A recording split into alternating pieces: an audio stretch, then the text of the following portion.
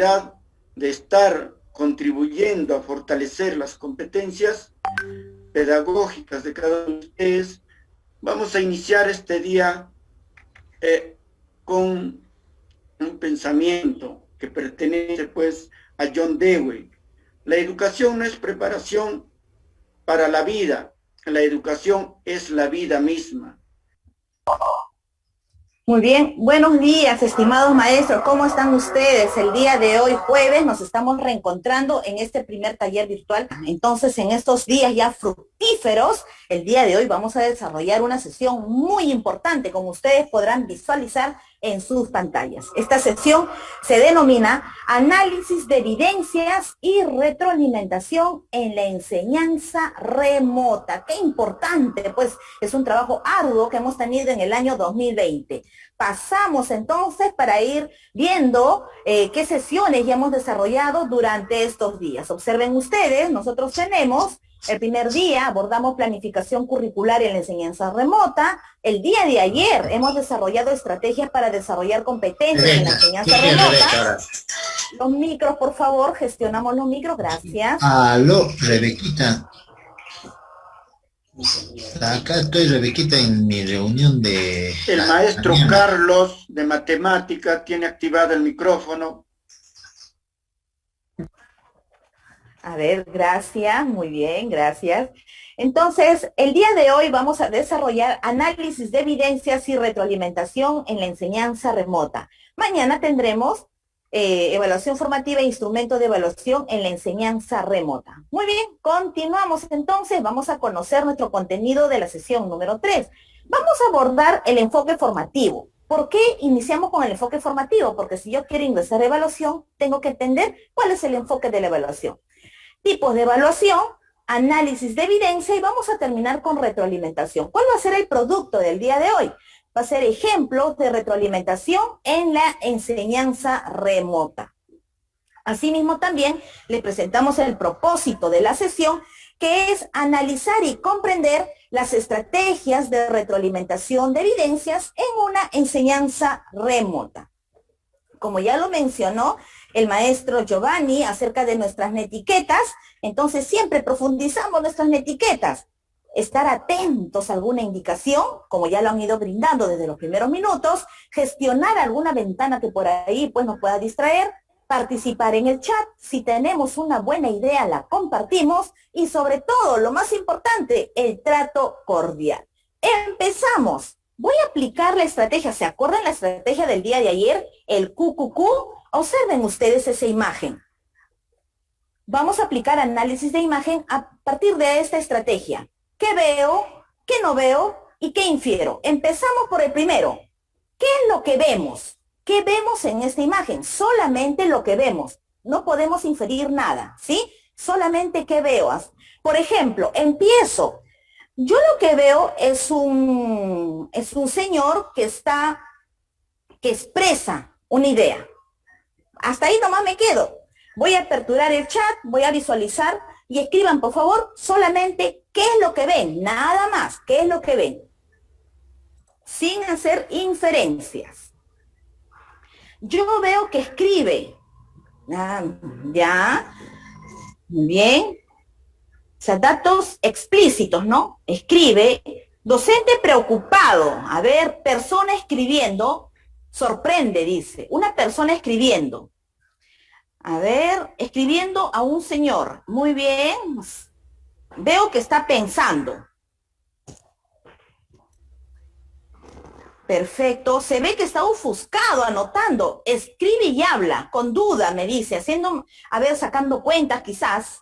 Y eso ya sería una inferencia, ¿no? Una imagen que escribe y comenta, ¿ya?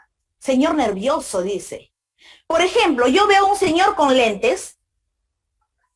Cuando aplicamos esta estrategia, a nuestros estudiantes le decimos, ¿qué es lo que vemos? Es decir, tenemos que precisarle la información explícita, ¿no? Veo un conjunto de letras, por ejemplo, tiene lentes, sostiene un lápiz, veo que hay una hoja que está en blanco, por ejemplo, ¿no?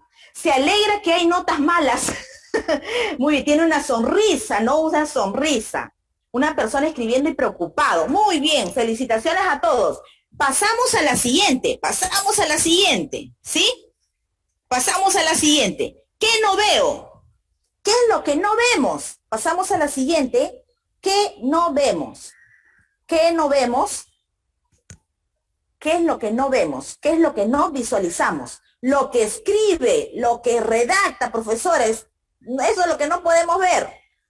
La razón de su asombro, ¿no? Muy bien, lo que está escribiendo, me dicen. Entonces ahí, ¿qué es lo que no vemos?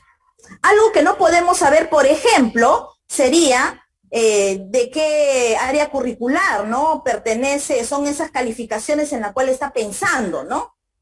¿A qué área curricular corresponde? No sabemos, ¿no? Es lo que no podemos decir. Muy bien. Su intención, lo que escribe, lo que pueda pensar, lo que redacta, lo que lee, el contenido del escrito.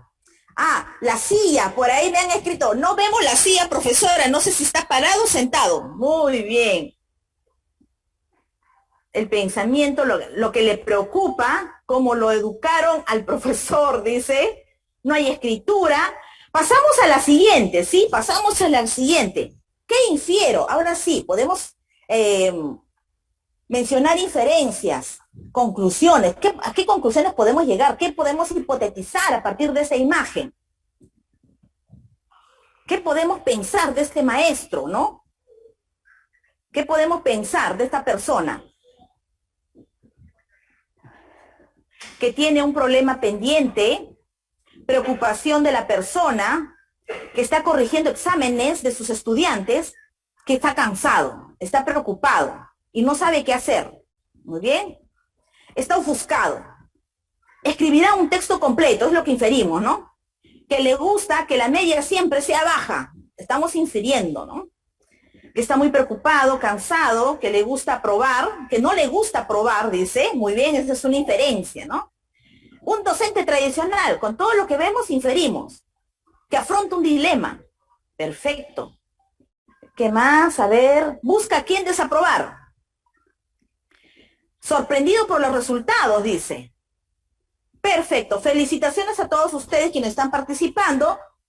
Voy a cerrar mi panel del chat, ofuscado por el resultado. Dice, está un doctor que está expresando una actitud de calma porque la medida de la visión de su paciente no es tan alta. Muy, Johnny, DPCC, está infiriendo, ¿no?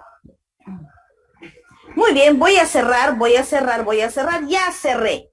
Pasamos a la siguiente. Con esta imagen, ¿qué quiere decir esta imagen? Bueno, va a permitir nosotros identificar estas constantes macabras que todavía tenemos algunos maestros. ¿A qué se le denomina constantes macabras? De acuerdo al autor Andrea Antivi, donde manifiesta que los maestros tradicionales contienen estas constantes macabras que por ahí se escuchan, ¿no? Si no tienes estudiantes desaprobados, quiere decir que no eres un buen maestro exigente. El buen maestro es aquel que desaprueba. Y por ahí también expresiones que escuchamos de nuestros mismos estudiantes, ¿no? Uy, sí, ese maestro es muy bueno. ¿Por qué? Porque es jalador y su máxima nota es 14, por ahí nos dicen. Entonces, hemos escuchado estas expresiones, pues, de esta evaluación tradicional. Entonces, con esto pasamos a lo que es la evaluación educativa. Siempre nosotros tenemos que tener en cuenta la historia de la evaluación. ¿Cómo surge, profesor, evaluación educativa? ¿Cómo nace evaluación educativa? Ustedes pueden visualizar dos imágenes, ¿sí? Dos imágenes. Entonces, cabe resaltar lo siguiente. Durante, como una línea de tiempo, en esta historia de la evaluación educativa, hemos pasado por 4 grandes generaciones. La última es la quinta, ¿no? La generación ecléctica. Y asimismo también hemos pasado por 6 periodos. ¿Qué quiere decir? Que nosotros a los inicios, ¿sí? Nos dice, antes del año 1930, estamos dentro de una generación de medición. ¿Qué quiere decir? Que solamente estaba en función a resultados, nada más. No había una evaluación sistemática, era desordenada, improvisada. Entonces se elegía al azar las preguntas en el momento. Estaba en una generación de medición. A ellos se le denomina periodo pretaileriano. Luego surge la generación descriptiva. Es aquí donde se marca un hito, como ustedes pueden observar, con el aporte de Ralph Tyler. Ustedes visualizan a Ralph Tyler, con él se marca el periodo tayleriano. ¿Quién es Ralph Tyler? Gracias a Ralph Tyler es que se marca, a partir de ahí la evaluación se vuelve sistemática. Esta evaluación sistemática, esta evaluación ordenada, ¿no? Entonces, pero todavía siguen mirando por objetivos. Por ello, Ralph Tyler es considerado el padre de la evaluación educativa. Ralph Tyler es considerado el padre de la evaluación educativa y con ello marca el periodo tayleriano. Ya la evaluación educativa acuña el término de evaluación educativa. Pero asimismo, en esta generación descriptiva tenemos el periodo de la inocencia. ¿Por qué se le denomina periodo de la inocencia? Porque en este periodo todavía sigue prevaleciendo los principios de Ralph Tyler. No surgieron ningunos cambios drásticos. Luego pasamos a la generación del juicio, ya en los años 1960. Surge el periodo de realismo y ustedes observan la siguiente imagen. ¿A quién representa esta imagen? Representa a Michael Scriven. Quizás ya ustedes están identificando este nombre, ¿no? ¿Y quién es Michael Scriven? Es el padre de la evaluación formativa. Muchas veces hablamos de evaluación formativa, pero tenemos que conocer cuáles son las raíces de sus principios. 1969, Michael Scriven dice, un momentito, Ralph Tyler, lo que tú has hecho me parece perfecto. A partir de tu propuesta, a partir que has acuñado el término de evaluación educativa, ya es más, este proceso es sistemático, pero todavía miras por resultados. Por eso yo, Michael Scriven, voy a proponer lo siguiente, la evaluación formativa. No solamente la sumativa, sino también la formativa. Es importante mirar los procesos. Así también el aporte de Michael Scriven como de Cronbach. Luego surge la generación constructivista. En esta generación constructivista surgen dos periodos, que es el profesionalismo y la autoevaluación. Aquí ya ingresan los diversos tipos de evaluación, los criterios de evaluación. Y por último, estamos en una generación llamada ecléctica, que es una eclosión de modelos. Escuchamos varios tipos de evaluación, profesora, evaluación formativa, por competencias, por desempeños, entonces evaluación de proceso. Entonces, es una eclosión de modelos. Es necesario ir conociendo este proceso, porque nosotros como maestros, ¿sí? Debemos de conocer pues todo este proceso que ha pasado, evaluación educativa. Y a partir de Ralph Tyler, recuerden ustedes a Rebecca Mihovich, en sus libros de Rebecca Mihovich, su propuesta de estrategias formativas, las 5 estrategias formativas, ¿qué dice en su texto Rebecca Mihovich? Toma como referencia, su referente teórico es Michael Scriven. 1969, Michael Scriven ya estaba hablando de evaluación formativa. ¿En qué año estamos? 2021. Entonces ahí como que tenemos que ir reflexionando. ¿Qué ha pasado durante todos esos años, profesora? Muy bien. Ya conocemos las 4 generaciones y los 6 periodos, ¿no? Aquí tenemos 2000 años antes de Cristo y abordamos hasta 2021. Surge una cuestión problemática. Decimos, ¿qué necesitamos considerar para que el proceso de evaluación esté acorde con el modelo educativo de formación por competencias? Entonces, esta pregunta, ¿qué necesitamos considerar?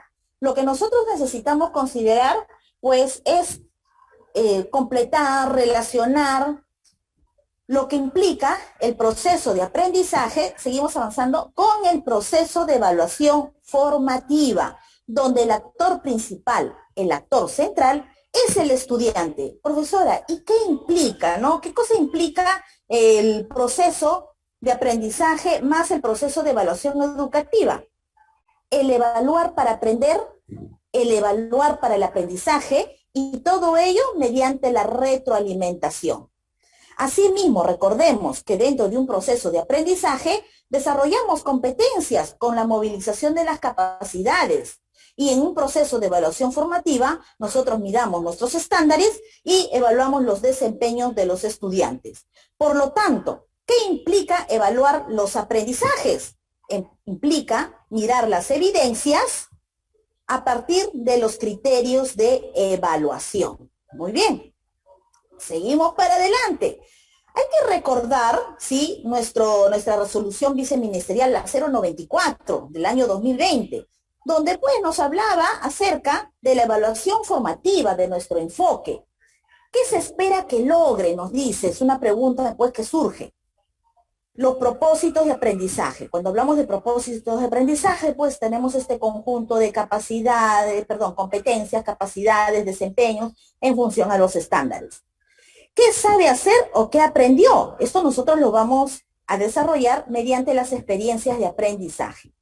¿Qué debe hacer para seguir aprendiendo? Aquí entra la retroalimentación. Nosotros tenemos que brindar esa descripción del trabajo, mencionar los logros, las dificultades, ¿no? ¿Qué debe hacer para seguir aprendiendo? A través de la retroalimentación. ¿Y la retroalimentación de qué? De sus evidencias, ¿no? De su portafolio, por ejemplo. Ahí hemos mandado un ejemplo.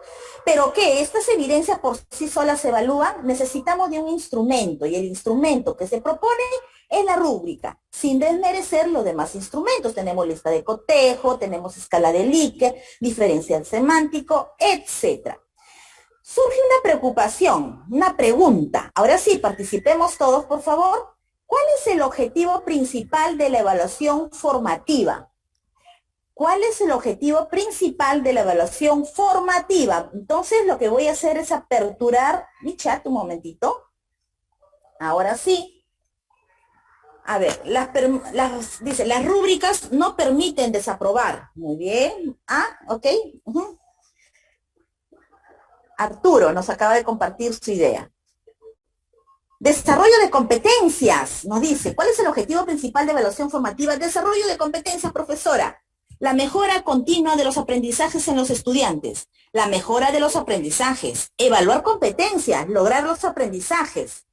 Medir, dice, y emitir un juicio de valor de manera formativa. Aquí, ¿quiénes están con nosotros participando? Está participando Carlos, de PCC, Amparo de Comunicación, Jenny, César, Eudocia, Sonia, Liz, Luis también está participando, Pedro, Rosana, de Comunicación, Roger, de Matemática, tenemos a Angélica, tenemos a Celia, tenemos a Julio, tenemos a Gustavo, Antonio, Jorge, todos están participando de todas las áreas. Felicitaciones. Dice, logro de aprendizaje, mejora de los aprendizajes, formar integralmente a la persona humana, valorar, evaluación integral, monitorear el aprendizaje, conocer mejor, evaluado el proceso de aprendizaje, logro de aprendizaje, acompañamiento y medición, proporcionar retroalimentación continua. Pero todos tenemos un punto común, ¿no? Mejorar el aprendizaje de los estudiantes. Desarrollo integral, formar, valorar y logros. Ulises, Lidia, Deinira, Flor, Carmen, Edgardo, Miriam, Mayela. Estoy dando lectura en forma al azar. Sí, mil disculpas para que no leo porque somos pues, ya superamos los cientos, ¿no? Luzmila, Sonia, Alfredo. Perfecto. Todos me hablan acerca del aprendizaje, retroalimentación profesora, el acompañamiento, detectar las dificultades, identificar los logros. Perfecto. Víctor, matemática, monitorizar el aprendizaje. Voy a cerrar mi chat para continuar. Entonces, cuando nosotros visualizamos este tipo de pregunta, vamos identificando los tipos de evaluación. Tenemos 3 tipos de evaluación que comúnmente nosotros ya estamos familiarizados, ¿no? Desarrollamos en nuestras sesiones de aprendizaje. Nuestro enfoque es la formativa. Tenemos la sumativa o certificadora y por último la diagnóstica. Pero ¿cuál es el propósito de la evaluación formativa? El propósito está en el estudiante. Esa es la clave. El propósito está en el estudiante. ¿Qué quiero lograr del estudiante? Que mejore su aprendizaje. ¿Y cómo lo vamos a hacer? A través de la retroalimentación. Si nosotros brindamos una buena retroalimentación, entonces nuestros estudiantes van a autorregular su aprendizaje. Porque recuerden que la retroalimentación es en función detectando las mejoras que debe hacer el estudiante. ¿Qué nos dice? Su propósito es la reflexión sobre lo que se va aprendiendo y la confrontación entre el aprendizaje esperado y lo que alcanza el estudiante. ¿Quién debe realizar ello? El estudiante, pero a través de nuestra retroalimentación. Búsqueda de mecanismos y estrategias, dice, para avanzar hacia los aprendizajes esperados. Provee la retroalimentación. Y acá hay un término muy importante, ¿sí? Dice, la devolución, Orientaciones Generales Pedagógicas 2014, nos habla acerca de la devolución. Es decir, nosotros recepcionamos unas evidencias, brindamos la retroalimentación. En esa retroalimentación identificamos, describimos los logros, las mejoras que tiene que hacer y hacemos el acto de devolución. La sumativa o certificadora, muchas veces me preguntan, profesora, ¿es lo mismo sumativa o certificadora? Bueno, la evaluación sumativa, tal como está en la definición, me va a permitir contrastar el aprendizaje que va alcanzando. Habla acerca de la valoración del nivel de desempeño. Podemos aplicar nosotros evaluación sumativa en nuestras sesiones, dependiendo de qué tipo de sesión es. 1, 2, al término de una experiencia de aprendizaje. ¿Y cuál es la certificadora, profesora? Es cuando nosotros ya trabajamos con el CIAGIE. Entonces ahí nos vamos a ir verificando si se logró con estos estándares, con esos desempeños que nos habíamos propuesto. La diagnóstica me va a permitir identificar el inicio de un nuevo proceso de aprendizaje. Aquí pues nosotros vamos a ir identificando los intereses, necesidades de aprendizaje de nuestros estudiantes. ¿Cómo podríamos implementar la evaluación, estos 3 tipos de evaluación, en un bimestre? ¿Sí? En un bimestre o trimestre, como están trabajando en las instituciones educativas, pero ahora ya a través de la calendarización ya lo tenemos pauteado, ¿no? ¿Cómo podemos implementar estos 3 tipos de evaluación? Observen ustedes, aquí tenemos como una pequeña línea de tiempo. Tenemos 3 experiencias. Al inicio dice, evaluación diagnóstica, está de color verde. ¿Qué implica evaluación diagnóstica? Identificar intereses y necesidades de aprendizaje, analizar el nivel de logro alcanzado en las competencias el año anterior, por ejemplo, y como habíamos mencionado, ¿sí? Nosotros tenemos diversas fuentes en las cuales nos vamos a valer, y dentro de ellos están las carpetas de recuperación. Entonces, empezamos con la evaluación diagnóstica y luego vamos a ir desarrollando nuestra experiencia número 1. Y en el desarrollo de esa experiencia número 1, implementamos la evaluación formativa. ¿Qué implica la evaluación formativa? Observen ustedes, dice, observación y registro continuo del desempeño, retroalimentación individual y oportuna, o colectiva también, brindar oportunidades de mejora, provee información diagnóstica para ajustar nuestras sesiones de aprendizaje, para reajustar estas actividades. Al término, aplicamos una evaluación sumativa, tenemos que valorar el nivel de logro que está alcanzando. Esta evaluación sumativa que se extrae de la experiencia número 1 va a proveer información, ¿qué quiere decir? Que se convierte en una información diagnóstica para mi experiencia número 2. Y así sucesivamente, observen ustedes, es un ciclo. Al término de mis 3 experiencias, por ejemplo, al término de un bimestre, ya empezamos con la evaluación certificadora, ¿no? Certifica el progreso alcanzado. Y ya vamos implementando pues nuestros informes en las plataformas respectivas. Asimismo también surge otra pregunta. ¿Cómo se podría implementar la evaluación formativa y sumativa en una experiencia de aprendizaje? Recuerden ustedes que en una experiencia de aprendizaje nosotros tenemos un conjunto de actividades. Si hablamos de planificación curricular, tenemos un conjunto de sesiones, ¿no? Como ustedes van a poder visualizar. En esta experiencia número 1, continuamos, tenemos, por ejemplo, la evaluación formativa. Los 4 puntos, ahí está, ustedes pueden visualizar, pero ya con más detalles, ¿no? Si me decía observación y registro continuo del desempeño, estamos hablando con el soporte de una lista de cotejo y una rúbrica u otros instrumentos. Si hablamos de retroalimentación individual y oportuna, hablamos de programar mecanismos de devolución periódicos a cargo del maestro, hacer participación a los estudiantes, es decir, podemos aplicar tipos de evaluación, que es la coevaluación, la autoevaluación. Identificar y seleccionar métodos y estrategias más eficaces. Me indican ahí tomar decisiones en función a los progresos para ajustar la enseñanza. Y brindar oportunidades de mejora, ¿no? Aplicamos la devolución. También podemos aplicar lo que es la evaluación sumativa, propuestas, por ejemplo, ¿no? Exposición y presentación de productos ya previstos, aplicar una prueba escrita de desarrollo, que también lo podemos hacer, elaborar informe de progreso por cada estudiante. Muchas veces me dicen, profesora, pero la prueba escrita ya no, dependiendo cómo la diseñemos. Si nosotros insertamos los niveles de aprendizaje, por ejemplo, que nos propone Sergio Tobón, o los niveles de aprendizaje que nos proponen, hablamos acerca de Abraham Maslow, hablamos acerca de Brunner, los niveles de aprendizaje. Entonces, dependiendo en qué autor nos basamos, nosotros podemos ir aplicando una prueba escrita, ¿no? Para ir nosotros diseñando, ¿no? También en base a la taxonomía de Bloom.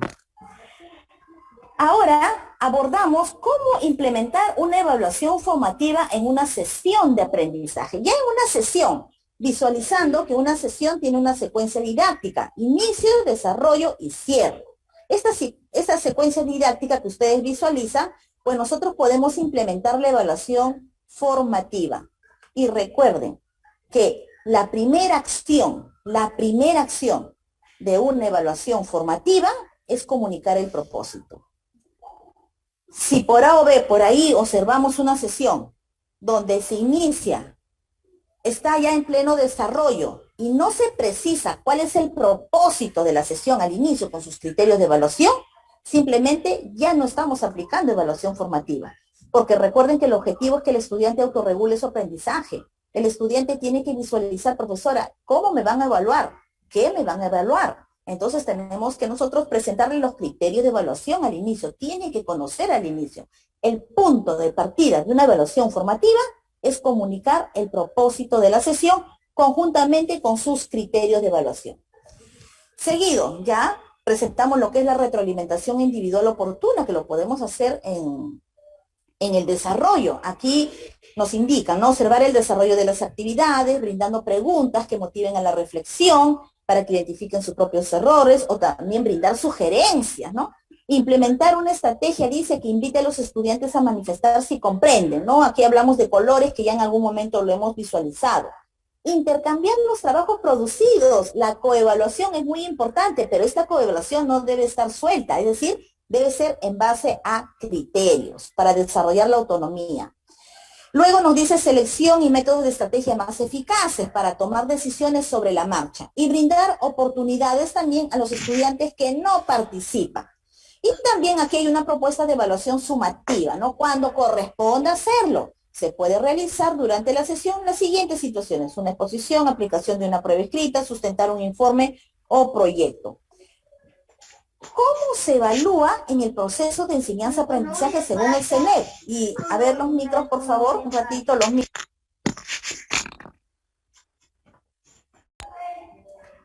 Gracias. ¿Qué nos dice? Comprender la competencia de evaluar. Esto es lo primero que nosotros tenemos que hacer, que se comprenda la competencia. Analizar el estándar de aprendizaje del ciclo. Seleccionar y diseñar las situaciones significativas, implementar los criterios de evaluación para construir los instrumentos, comunicar, me dice aquí, a los estudiantes en qué van a ser evaluados, valorar el desempeño a partir de análisis de las evidencias y, por último, la retroalimentación en función al análisis de evidencias. Es muy importante conocer. Profesora, yo he escuchado por ahí coevaluación, autoevaluación, evaluación auténtica, evaluación tradicional. Me confundo, profesora. Entonces, vamos a abordar tipos de evaluación educativa. ¿Qué tipo de evaluación educativa aplican ustedes? Respondemos esta pregunta en el chat, por favor, en el chat. ¿Qué tipo de evaluación educativa aplican ustedes? Porque tenemos una diversidad de tipos. A ver.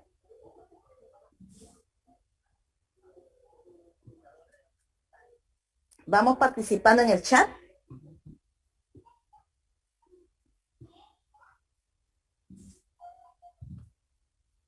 ¿Qué tipo de evaluación? Por ahí me dicen, no, profesora, yo aplico la autoevaluación. Por ahí la coevaluación. Profesora, yo aplico otra evaluación. A ver, ¿qué me dice Liz? Evaluación formativa, sumativa. Muy bien, Liz de comunicación. Rolando, sumativa y certificadora. Liliana, formativa. Pedro, la coevaluación, la autoevaluación y la heteroevaluación. ¿Qué me dice Celia? Diagnóstica y de proceso. Sumativa, me dice Liliana. Luis, ¿Qué me dice Luis? Se hace el esfuerzo por la evaluación formativa. Muy bien, Luis. Y certificadora. Rosana, formativa. Ruth, sumativa. Antonio me indica evaluación formativa y sumativa. Jenny, la formativa.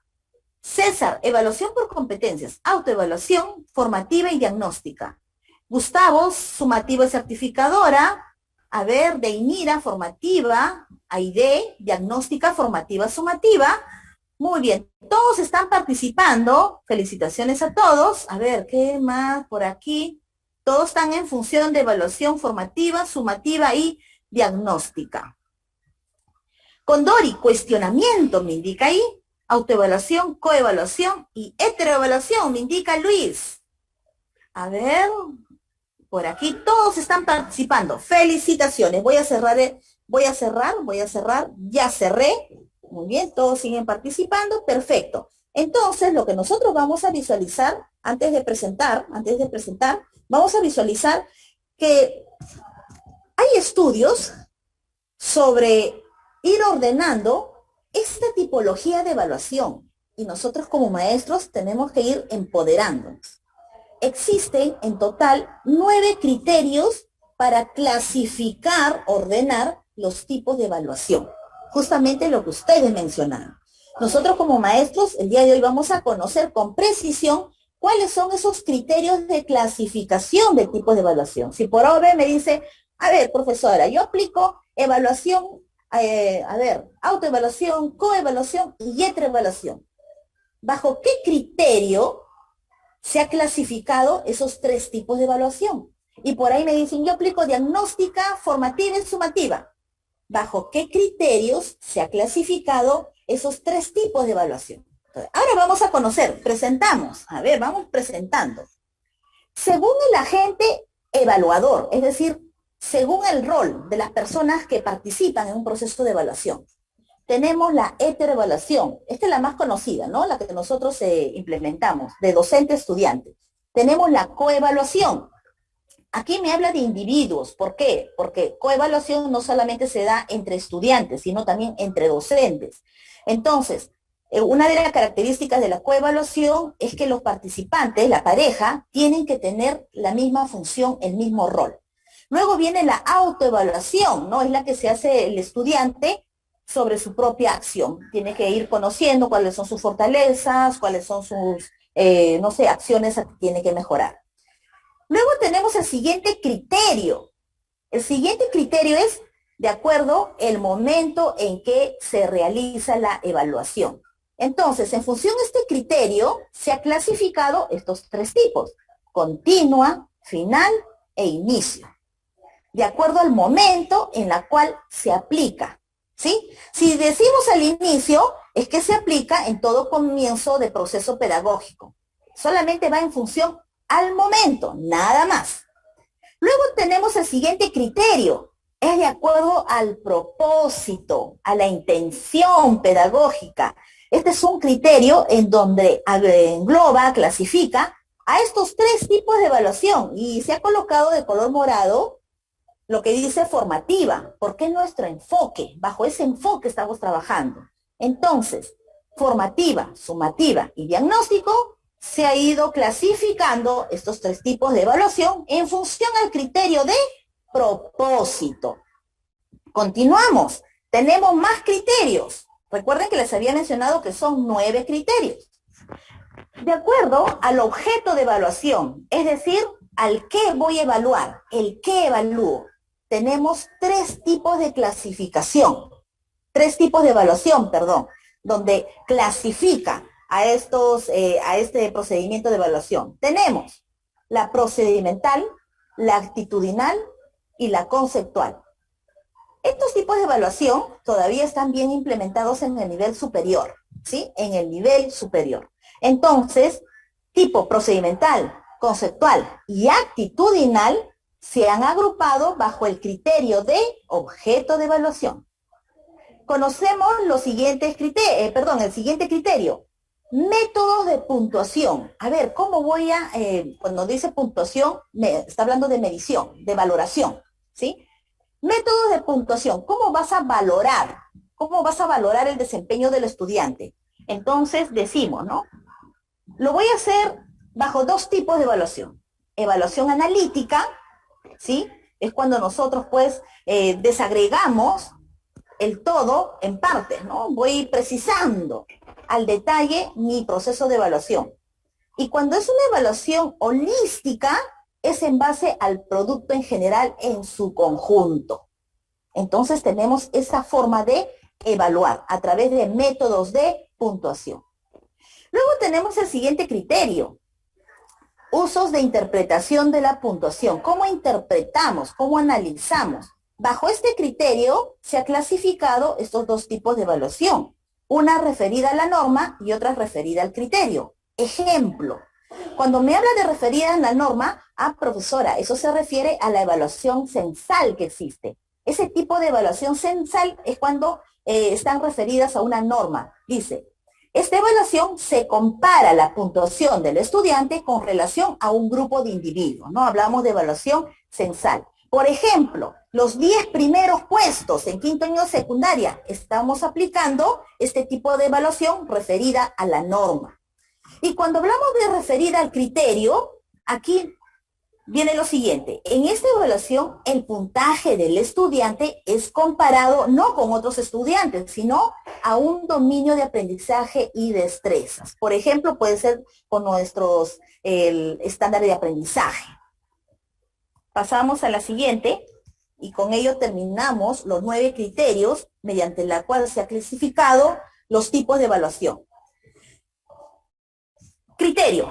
Según la actividad o modo de respuesta del evaluado, se ha clasificado estos 3 tipos de evaluación. Escrita, oral o por actuación. Muchas veces decimos, oye, voy a aplicar mi evaluación escrita. Hoy día voy a aplicar mi evaluación oral. Hoy día los estudiantes van a hacer simulación, juego de roles. Van a demostrar, no sé, un experimento. Entonces, sí lo hacemos. Muchos de ustedes me dirán, profesora, nosotros sí lo aplicamos. Sí lo hacemos, pero ahora sí ya estamos ubicando todas nuestras acciones pedagógicas de manera que tengamos claro los criterios de evaluación y los tipos de evaluación. Siguiente criterio, de acuerdo a la actividad del evaluador, es decir, nosotros.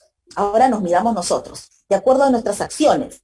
También tenemos tipos de evaluación. Procedimientos de observación. O sea, nosotros decimos, no, hoy día, ¿qué vas a aplicar? Muy bien, voy a observar. También tenemos la encuesta. También tenemos pruebas y escalas y otras técnicas. Cuando hablo acerca de la actividad de evaluador, aquí sí nos centramos en función a las técnicas de evaluación, ¿sí? Es ¿cómo vas a evaluar? A ver, maestro, ¿usted cómo va a evaluar? Voy a evaluar a través de la observación. Voy a evaluar a través de la encuesta. Yo voy a evaluar a través de pruebas y escalas. Yo voy a evaluar a través de otras técnicas, por ejemplo. Y viene el último criterio. Este último criterio surgió a partir del año 2015, les comento, de posicionamiento teórico, donde se clasifican 2 tipos de evaluación. La evaluación tradicional y la evaluación auténtica. La evaluación tradicional es donde se emplean los métodos tradicionales y la evaluación auténtica es donde nosotros ya insertamos situaciones problemáticas, casuísticas para que nuestros estudiantes pues vayan resolviendo, desarrollando, ¿sí? Entonces, aquí tenemos los 2 tipos de evaluación, pero valgan verdades, hay aspectos positivos que sí podemos rescatar de la evaluación tradicional, ¿sí? Todo proceso, ¿sí? Toda experiencia, tenemos que ir rescatando los aspectos positivos. Muy bien, entonces ahora sí, ya conocemos cuáles son, cómo se clasifican, ¿no? Cómo se ordenan los tipos de evaluación, bajo qué criterios. Entonces ya ustedes saben, si hablamos de autoevaluación, coevaluación y retroevaluación, es en función de un criterio, según el agente evaluador.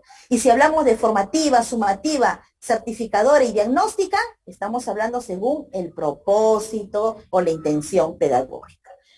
Vamos a pasar ahora al análisis de evidencias. En este proceso de análisis de evidencias, pues nosotros vamos a hablar acerca de cómo es el proceso para el análisis de evidencias. Entonces, existe un proceso, ¿no? Vamos a observar ahora cómo nosotros vamos a ir presentando un flujo. Orientaciones para formular criterios y evaluación y análisis de evidencia. Empezamos con el primero, identificar el propósito de la situación significativa, es decir, cuál es nuestra mirada, qué esperamos nosotros que logren nuestros estudiantes. Reconocer las competencias es muy importante. Luego tenemos identificar las actividades en relación a las competencias. Siguiente, analizar las competencias y capacidades. Luego que analizamos las competencias y capacidades, entonces ya podemos formular nuestros criterios en función al estándar y desempeño. Aquí dice ver, escuchar, leer el programa y analizarlo. Nos habla de la estrategia, ¿no? Y dependiendo también, si son, muchos de ustedes, maestros, también trabajan en instituciones privadas. Dependiendo qué estrategia está aplicando la institución educativa, aquí ingresa. Y por último determinamos las evidencias. Observen ustedes, ¿sí? Observen ustedes. Orientaciones para formular los criterios de evaluación. Partimos desde el propósito y terminamos, a ver los micros, por favor, los micros, gracias. Partimos del propósito, reconocemos competencias, identificamos nuestras actividades, miramos qué competencias, capacidades, establecemos nuestros criterios, analizamos nuestro programa, lo que nos va a brindar el Ministerio de Educación, o también las instituciones privadas también proponen su propio programa o estrategia, y determinamos las evidencias. Entonces, estas son las orientaciones para formular criterios de evaluación y análisis de evidencia. Pero nosotros nos preguntamos muchas veces, profesora, ¿cómo y cuándo recoger estas evidencias? ¿Cómo lo podemos hacer, profesora? Aquí 4 puntos esenciales. ¿Qué nos dice? Concertar con los padres de familia. Yo sé que muchas veces en secundaria, pues, el trabajo con padres de familia es un poco dificultoso, ¿no? No es como en primaria. En primaria nuestros padres de familia están, pues, más pendientes. En secundaria, muchas veces a mis estudiantes yo les decía, ustedes parecen estudiantes de hijos probeta, ¿no? Porque no conocía a los padres de familia, pero ahí estamos. A partir del año 2020 ya hemos sentido ya la presencia de los padres de familia, que han sido un soporte, pues, en esta enseñanza remota. Concertar con los padres de familia. Acuerdos colegiados o institucionales, esto es muy importante. Abordar las necesidades de aprendizaje del estudiante, es decir, mirando las competencias, dependiendo del progreso de aprendizaje. Y recuerden que no todos los productos de los estudiantes se constituyen en evidencia de aprendizaje. Para ello, ¿qué tenemos que tener en cuenta? Nuestros criterios de evaluación, ¿sí? Ahora, pasamos a la siguiente. ¿Cómo analizar las evidencias, no? Estas evidencias, observen ustedes. Pertinencia y oportunidad de análisis, competencias y capacidades desarrolladas, criterios de evaluación. Tenemos que tener en cuenta los criterios de evaluación. Describir los progresos en función a los estándares de aprendizaje. Esto es muy importante considerar. Hemos hablado de criterios de evaluación. Profesora, sí, para yo brindar una retroalimentación, tengo que tener en cuenta mi criterio de evaluación y tengo que tener en cuenta la evidencia. Sin esos 2 puntos principales, porque tenemos más, no voy a poder retroalimentar. A ver, los micros, por favor, los micros. Micros. A ver si me... Ok, gracias. ¿Qué son los criterios de evaluación? En la resolución viceministerial 094, pues nos precisa sobre estos criterios de evaluación. Nos dicen, son los referentes específicos para el juicio de valor sobre el nivel de desarrollo de las competencias. Describen las características o cualidades de aquellos que se quiere valorar y que deben demostrar los estudiantes en sus acciones. Asimismo, también el Currículo Nacional de Educación Básica 2016 habla, ¿qué nos dice? Los estándares de aprendizaje constituyen criterios precisos y comunes para comunicar no solo si se ha alcanzado el estándar, sino para señalar cuán lejos está o cuán cerca está cada estudiante para alcanzarlo. Asimismo, también tenemos la propuesta de Rebeca Nijovic. ¿Qué nos dice sobre criterios de evaluación? Nos dice que son expectativas relativas al aprendizaje, la importancia de una producción o de un proceso. Pero, ¿cuál es el objetivo? El objetivo de los criterios de evaluación. Dice, se elaboran para valorar las evidencias, observaron, para valorar las evidencias de aprendizaje e identificar los logros, avances y dificultades. Entonces, estos criterios de evaluación, pues nos sirve para valorar, para analizar las evidencias de aprendizaje y con ello brindar una retroalimentación oportuna y pertinente. ¿Qué características tienen los criterios de evaluación? Empezamos por el primero, la comprensión. Debe ser comprensible por el estudiante, preciso y observable, me dice, es la comprensión. Y esta comprensión, ¿quién la debe tener? El estudiante. Nosotros como maestros ya manejamos nuestro lenguaje técnico pedagógico. Es el estudiante, porque estos criterios de evaluación vamos a brindar al estudiante, ¿no? Entonces esperamos que se logre la comprensión en los estudiantes. Objetivo. Debe ser lo más objetivo, dice, posible para no dar un margen de subjetividad. Capacidades. Debe garantizar la combinación de capacidades y con ello el desarrollo de la competencia. Progresivo. Debe ayudar a la mejora progresiva y permanente de los aprendizajes y de la práctica pedagógica, pero siempre primero los aprendizajes y luego nosotros la práctica pedagógica. 4 características principales que deben tener los criterios de evaluación. La comprensión, debe generar comprensión en los estudiantes. Ser objetivo, es decir, no puede haber subjetividad aquí. Movilizar las capacidades, debe garantizar y debe ser progresivo, ¿no? Ahora sí, entramos al punto clave, la retroalimentación. ¿Qué podemos decir de la retroalimentación? Entonces, para ello, yo les voy a preguntar a ustedes, ¿cómo retroalimentamos en el contexto pandémico COVID-19? ¿Cómo hemos retroalimentado? A ver, cuéntenme sus experiencias. Voy a aperturar el chat. Voy a aperturar el chat un momentito. Ahora sí, para dar lectura. A ver, 60 segundos para ver,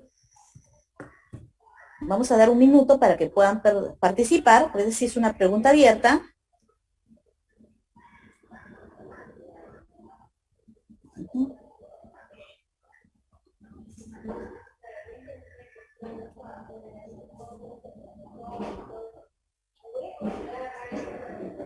A través de conferencias, dice, llamadas telefónicas, dice, en el proceso y del producto, con preguntas, a través del WhatsApp. Muy bien. Con la escalera de Wilson, de forma oral escrita. Muy bien, estamos hablando de las formas de retroalimentar. Oral, escrita, nos está hablando ahí. Dice, con la escalera de Wilson, a través de llamadas telefónicas, luego que los estudiantes envíen las evidencias en forma oral, a través de WhatsApp, describiendo sus aprendizajes, conferencia, con preguntas, WhatsApp, llamadas telefónicas, formulando preguntas, de manera individual, me dice ahí, grupal, escrita. A ver, hay una interrupción de ruido, de bulla. Perfecto, la escalera de David Wilson, me indica aquí, de una forma descriptiva y reflexiva, a través del WhatsApp,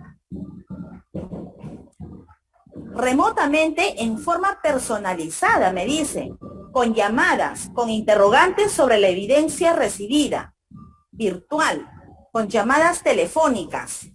Me dice llamadas por el WhatsApp, asincrónicamente, me precisa, asincrónicamente. Muy bien. Dice, a ver, de manera formal, de manera informal. Perfecto. A través de preguntas orales, escritas, la retroalimentación mediante llamadas, audios específicos de acuerdo a los resultados, a través de WhatsApp, perfecto, describiendo los logros, mediante la teleconferencia, valorando, identificando, creando oportunidades. Bueno, han participado César, Ricardo, Elizabeth, Betty, Cintia, Jorge, Hipólito, Víctor, Mayela, Sonia, Vilma, tenemos a Lidia, tenemos a Felicita, Amparo, tenemos a Saúl, Antonio, Lenny, Jenny, Rosana y Noemí, a ver, Rosario, estoy dando lectura al azar los nombres, Sósimo, William, muy bien, entonces y todos los maestros están participando, perfecto. De eso se trata, ¿no? De la interacción. Para nosotros abordar la retroalimentación es necesario conocer, pues, las investigaciones que se han realizado sobre ello. Entonces, nosotros también tenemos que partir sobre propuestas teóricas, ¿sí? Nuestros referentes teóricos. Tenemos investigaciones sobre retroalimentación, la zona de desarrollo próximo. Hasta ahí nomás nos quedamos un ratito, Silvia. Zona de desarrollo próximo. Tenemos la pirámide y escalera de la retroalimentación. Interactuar a distancia y modo de retroalimentar. Consignas y devoluciones en la evaluación formativa. Retroalimentación en proceso y calificación suspendida en etapa formativa. Uy, profesor, estamos viendo estas investigaciones sobre retroalimentación. ¿Qué quiere decir? Que no solamente vamos a hablar de Rebeca Nijovic, no solamente vamos a hablar de Daniel Wilson, no solamente vamos a hablar de Pedro Ravela, sino que también tenemos pues posturas que nosotros ya conocemos. Zona de desarrollo próximo, ¿sí? Entonces estamos hablando de quién. Cuando nosotros mencionamos zona de desarrollo próximo, estamos mencionando a Lev Vygotsky.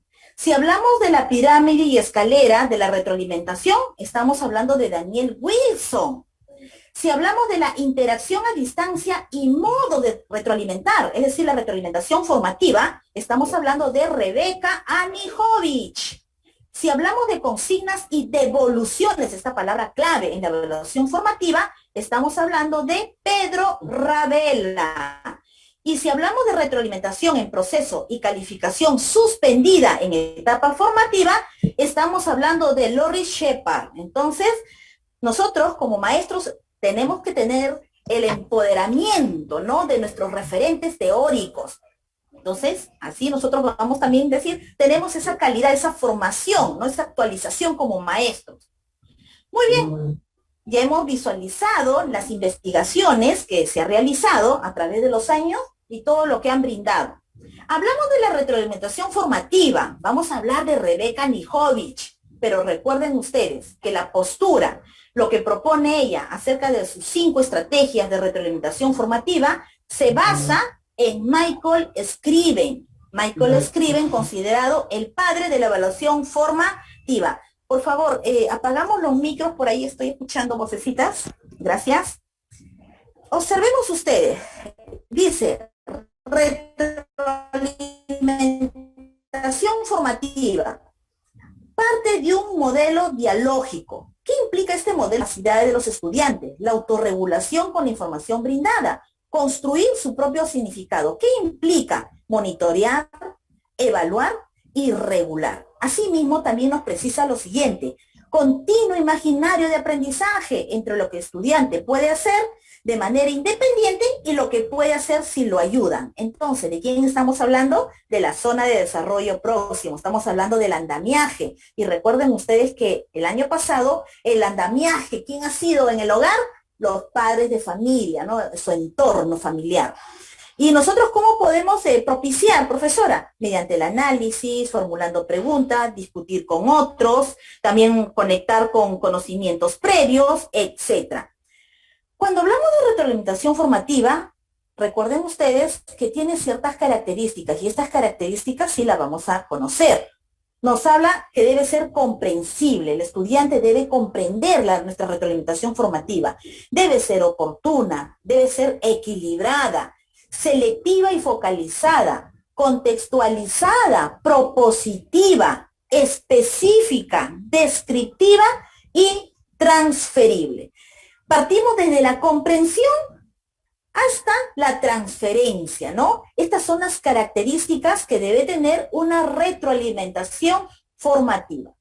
Vamos a visualizar las 5 estrategias que nos propone Rebeca Nijovic sobre retroalimentación formativa.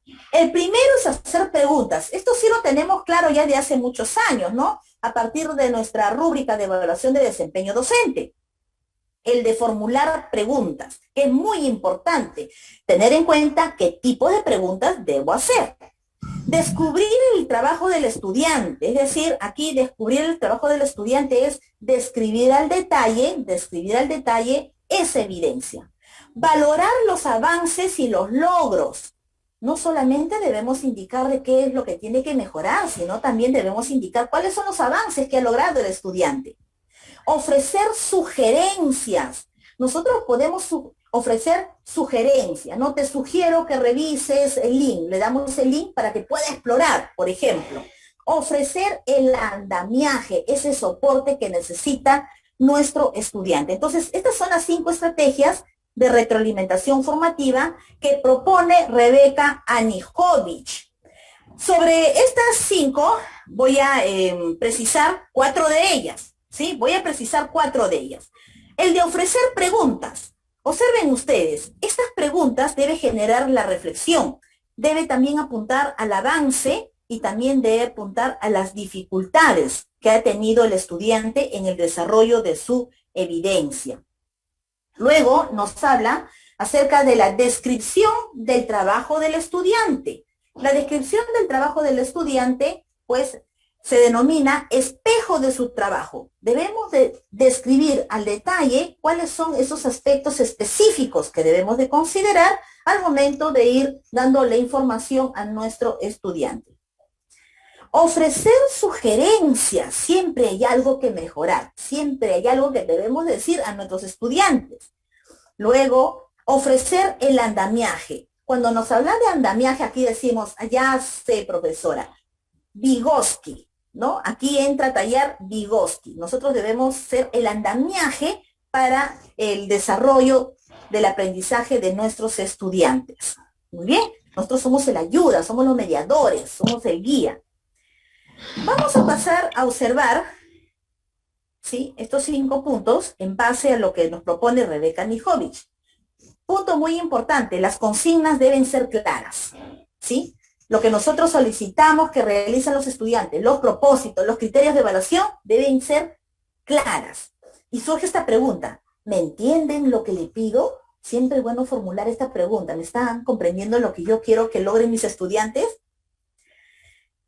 Con audios y videos, es necesario que me vean, muchas veces es necesario pues mostrarnos, ¿no? Así, si estamos en una reunión sincrónica mediante una plataforma, al inicio, ¿no? Al inicio, luego durante la exposición quizás nosotros podemos apagar lo que es cámara. Y para ello nos vamos a servir de las herramientas tecnológicas en la retroalimentación, el soporte tecnológico cuando existe conectividad, ¿sí? Cuando existe conectividad podemos hacer uso de nuestras herramientas tecnológicas. Muy bien.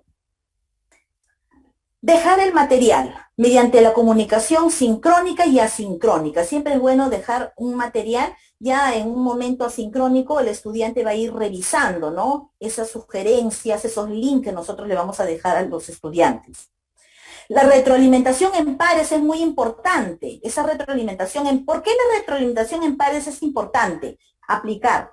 Porque ya hay un vínculo de confianza entre los estudiantes, ¿sí? Entonces debemos de promover esa retroalimentación en pares. La contención emocional.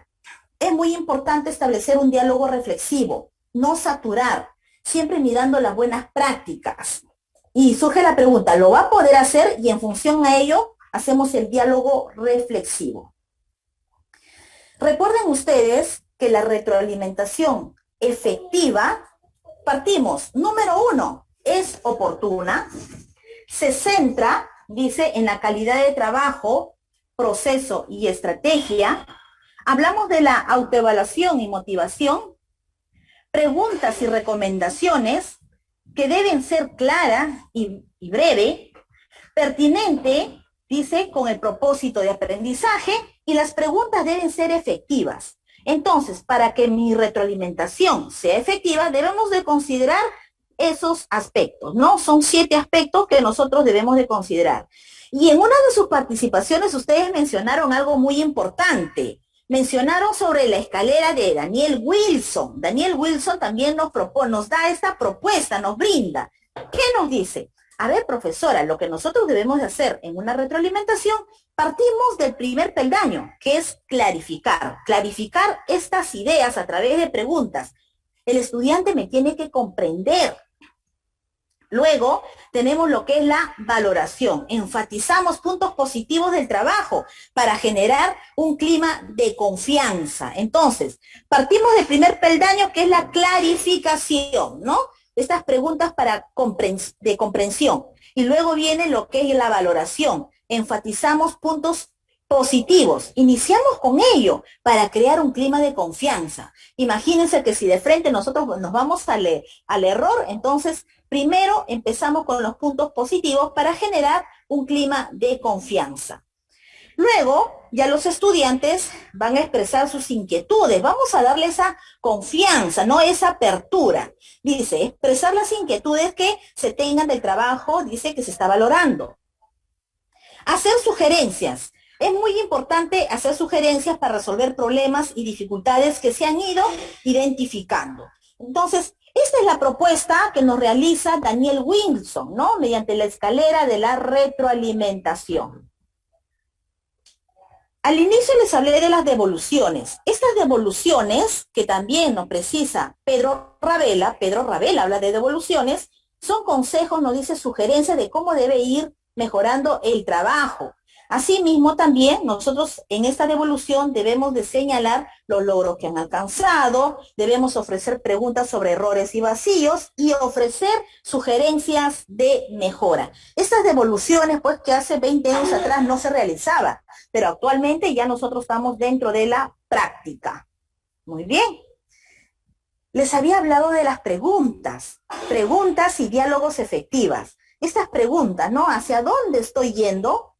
Dime, ¿cómo lo estás haciendo? Explícame tus procedimientos, ¿cómo lo estoy haciendo? ¿Cómo me está yendo? ¿Qué sigue después de esto? Etcétera. Tenemos un conjunto de preguntas muy importantes, pero es bueno ir reconociendo tipología de preguntas. Siempre es bueno reconocer la tipología de preguntas. Entonces, formas de empleo de las preguntas. Partimos de objetivos pedagógicos. ¿Por qué nosotros queremos realizar preguntas? Para animar a nuestro interlocutor, nos dice, a nuestros estudiantes, para hacerlos intervenir, comprobar el nivel de conocimiento, fijar la atención en aspectos concretos. Estos son objetivos pedagógicos. Tipos de preguntas. Bueno, tenemos preguntas para buscar información, que refuerzan comparaciones, preguntas que requieran síntesis, preguntas que exigen evaluación. Así también tenemos las preguntas individuales, ¿no? Son preguntas informativas, orientadoras, de ida y vuelta. Tenemos las preguntas colectivas, una sugerencia. Cuando iniciamos nuestra sesión, se sugiere siempre partir por preguntas colectivas, de tal forma que todos empiezan a ir respondiendo, ¿no? Y luego ya, una vez que hemos generado esa confianza, partimos de preguntas individuales. Dice, relativas a los hechos, situaciones o problemas, orientadoras colectivas, de relación, recíprocas de ida y vuelta. ¿Cómo formularlas? Nos indican. Con respuestas posibles, debe centrarse sobre los conocimientos. Recuerden, cuando hablamos del conocimiento, no solamente estamos hablando del contenido, sino estamos hablando del desempeño, de la actuación y de la parte actitudinal. Debe enfocarse en un tono natural, debe plantearse claramente, deben ser ajustadas a aquellos a las que van dirigidas. Tenemos que visualizar las edades, ¿no? El aspecto generacional. Deben tener una finalidad concreta, me dice. Hay que exigir respuestas claras, procurar que las respuestas sean individuales más bien que grupales. Pero si nosotros queremos garantizar que todos participen, tenemos que partir de brindar esa confianza, esa apertura a los estudiantes, ¿no?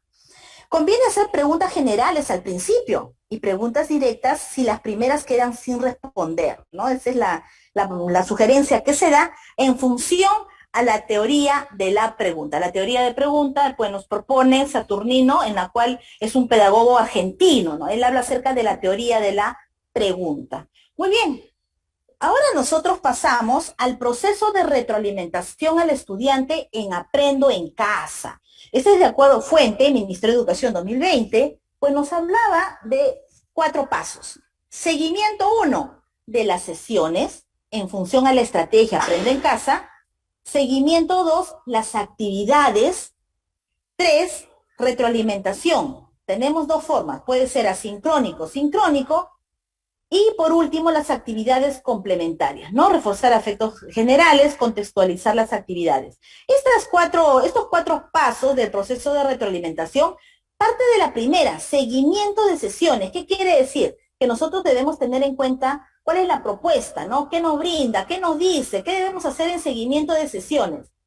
Si nosotros trabajamos con la plataforma, ¿sí? Aprendo en casa, ya sea por radio, por TV o por la página web, debemos ir revisando estos espacios. En este caso, se ha planteado el ejemplo de revisa la plataforma, ¿no? Ingresamos a la plataforma, Aprendo en casa, descargamos la programación semanal, ¿sí? Seleccionamos la plataforma y el grado, seleccionamos y descargamos la semana de trabajo, bueno, en este caso estamos hablando de la página web. Asimismo, también revisamos las actividades de la secuencia didáctica. Tenemos un planificador de actividades, seleccionamos la del día y recuerden, siempre debemos de revisar, dice, de los aspectos clave de la guía docente. Es bueno tener en cuenta la guía docente. Entonces, cuando nos habla de seguimiento de sesiones, pues nos implica todas estas acciones previas que debemos hacer. Conocer la plataforma, qué insumos tenemos en la plataforma, profesora. Ahora entramos a seguimiento de actividades. Cuando hablamos de seguimiento de actividades, partimos ya de la recepción de actividades. Recuerden ustedes que nosotros tenemos diversas formas de recepcionar las actividades. Mediante fotografía, en forma audiovisual, mediante el teléfono, dependiendo del contexto, dependiendo de la situación de nuestros estudiantes. Una vez que nosotros recepcionamos todas estas evidencias, se sugiere ir organizando nuestras evidencias, ¿no? Ya sea por carpetas y luego podemos ir consolidando nuestras evidencias. Luego de ello, pues entramos a la retroalimentación. Esta retroalimentación que debe ser sincrónica o asincrónica, teniendo en cuenta, pues, los soportes tecnológicos, ¿sí? Herramientas tecnológicas. Hablamos de plataformas virtuales, ya sea como Zoom, Webex, Meeting, Skype, etcétera, o también teléfono, ¿no? Llamadas telefónicas, si por ejemplo el estudiante no tiene conexión. Muchos de nuestros estudiantes no tienen conexión. ¿Cómo nos podemos comunicar? Si tenemos lo que es teléfono a través de mensajería, etcétera. Retroalimentación asincrónica basada en interacciones alternas, ¿no? A través del uso del smartphone, mediante el WhatsApp, el Facebook, Instagram, Twitter, otros. Teléfono, mensaje de texto, mensaje de voz, etc.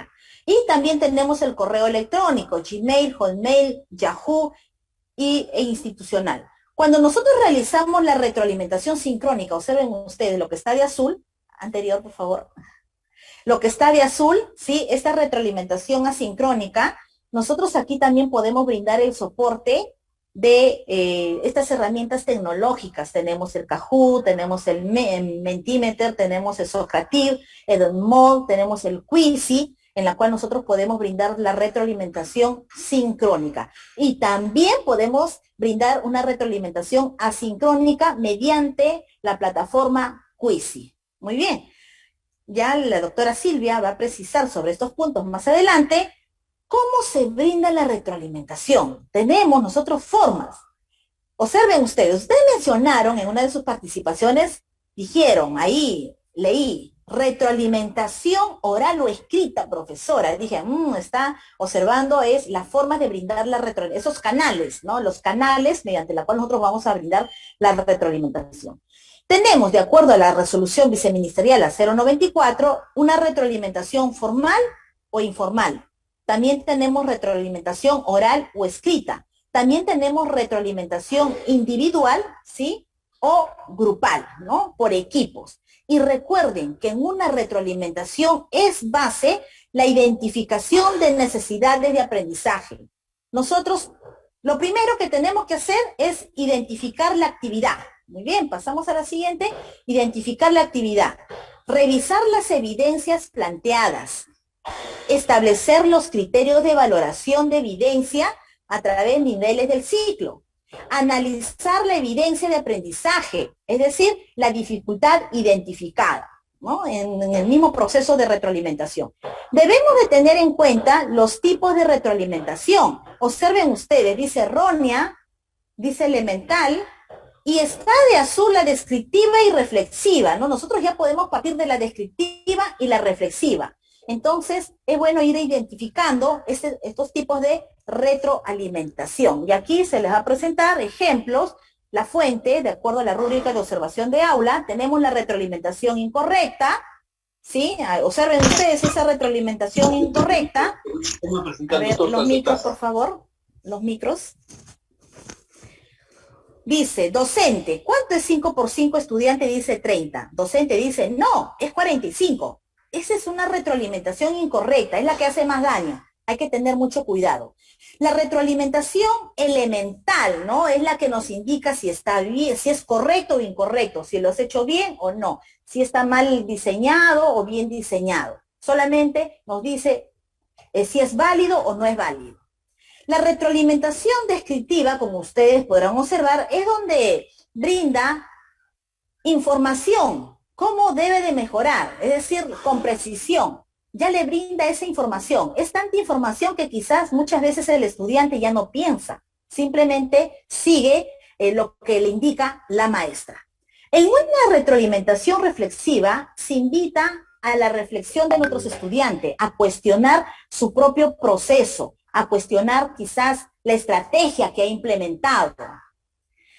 Entonces, analizando y observando tipos de retroalimentación, ¿sí?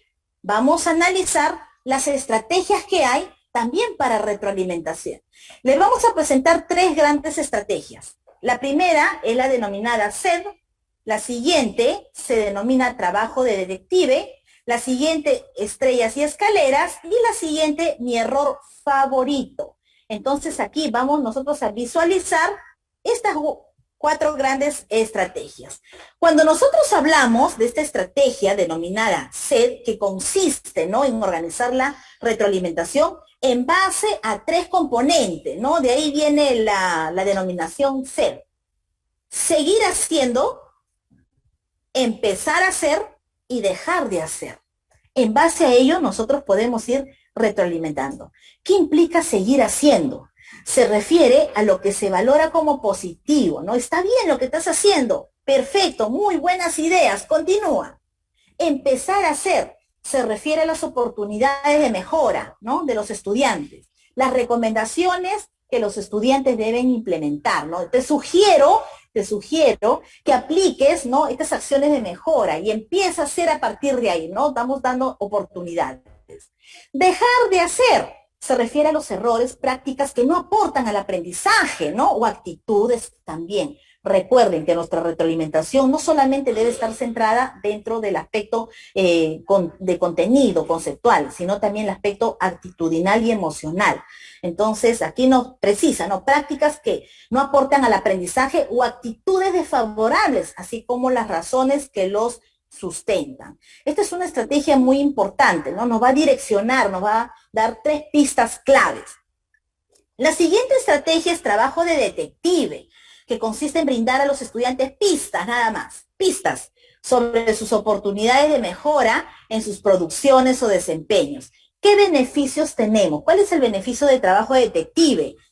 Reta a los estudiantes a identificar por sí mismos sus fallas, promueve la autonomía, ¿sí? A partir de lo que nosotros brindamos, promueve la autonomía, favorece el desarrollo de los procesos metacognitivos, que es muy importante. Nuestra siguiente estrategia de estrellas y escaleras consiste en organizar la retroalimentación que se va a brindar a los estudiantes. Entonces, tenemos puntos fuertes, y aquí observamos una estrella. Debajo dice puntos que necesitan mejorar. Observamos una escalera. En puntos fuertes, dice, en la sección de la estrella se reconoce el avance o logro que muestra el estudiante. Y en puntos que necesitan mejorar, es decir, la escalera es la sección donde se describen las oportunidades de mejora y se brindan recomendaciones para que el estudiante mejore su desempeño. A mí me encanta uno de ellos, que es mi error favorito. La siguiente estrategia denominada mi error favorito. En esta estrategia, el maestro lo que va a hacer es, va a detectar los errores frecuentes, ¿no?, comunes, que vamos a ir identificando, ¿no?, a lo largo de la clase. Entonces, lo que nosotros podemos hacer es presentar estos errores sin mencionar, ¿no?, a quién le pertenece, y revisarlo en conjunto, ¿no?, con todos nuestros estudiantes para que ellos puedan reflexionar. Es decir, cuando hablamos de mi error favorito, identifico el error común, global, del aula. Dice aquí, indicaciones. Puedes presentar la pregunta o actividad en cuestión para que los estudiantes respondan y te las envíen por medio de fotografía, por correo o por WhatsApp, ¿no?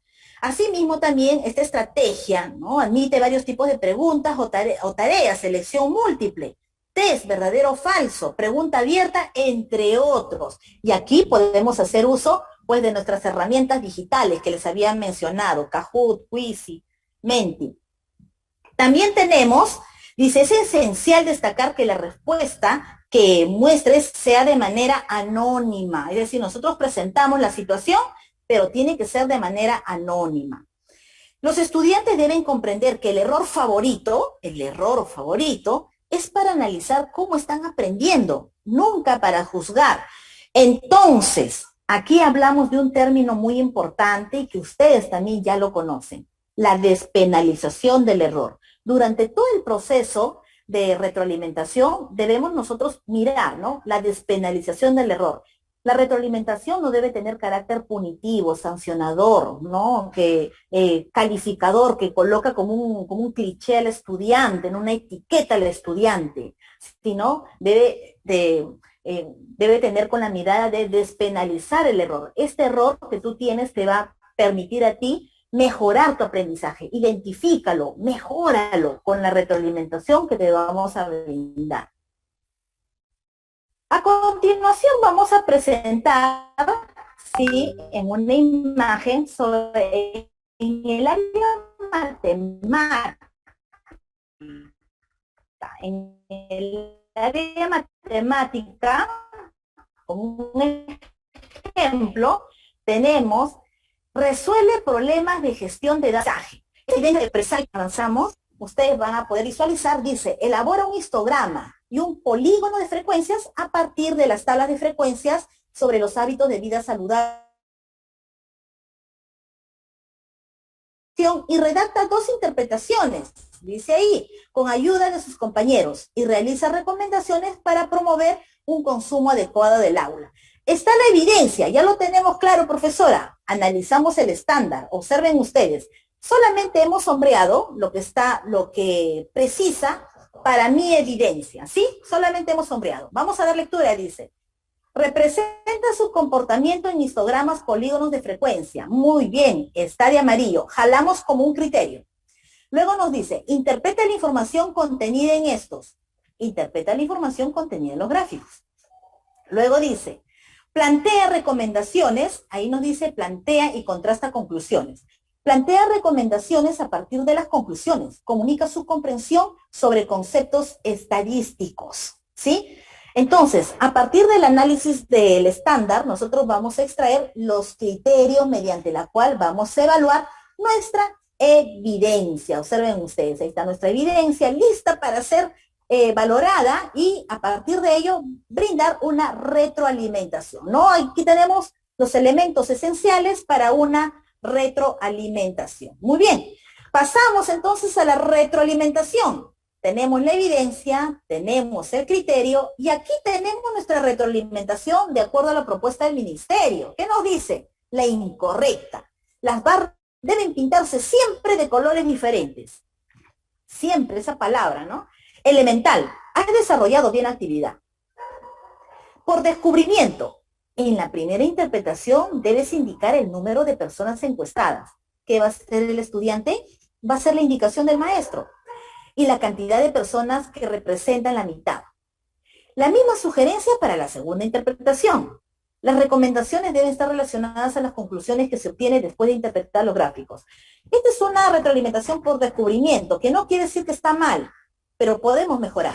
Partimos de ello. Y luego terminamos con la retroalimentación reflexiva o por descubrimiento, ¿no? Te pido lo siguiente, dice, lea por favor la primera interpretación que has realizado. ¿Qué va a hacer el estudiante? Va a dar lectura. ¿Consideras que lo expresado es suficiente para que se pueda comprender la información que has interpretado del gráfico? ¿Qué información crees que se debe agregar? de agregar dicha información, ¿cómo quedarían reformuladas tus interpretaciones? Respecto a las recomendaciones, cerrar el caño cuando nos lavamos las manos, ¿con qué interpretación o conclusión de lo observado en el gráfico se relaciona? Y así sucesivamente, ¿no? Siempre vamos rescatando lo que indicó el estudiante y en función a ello preguntamos. Muy bien, aquí estamos visualizando. Y a partir de aquí, ustedes van a participar, ¿sí? Solamente presentamos esa diapositiva, ¿sí? Esa diapositiva. A ver, un momento. Vamos a ir dando lectura. Entonces, empezamos. Vamos a empezar. Tenemos en el área de comunicación, ¿sí? Tenemos el área de comunicación. Ya, esa es la primera. Muy bien. Ahora sí, tenemos la primera diapositiva. Podemos dar lectura, ¿sí? Podemos dar lectura. ¿Qué me dice? Los estudiantes de cuarto grado realizarán una actividad cuyo objetivo es dar a conocer a la comunidad educativa sus opiniones sobre el uso de redes sociales en la vida escolar. En este contexto, el docente les ha propuesto escribir columnas de opinión para publicarlas, me dice, en los paneles de la IE. Luego menciona lo siguiente.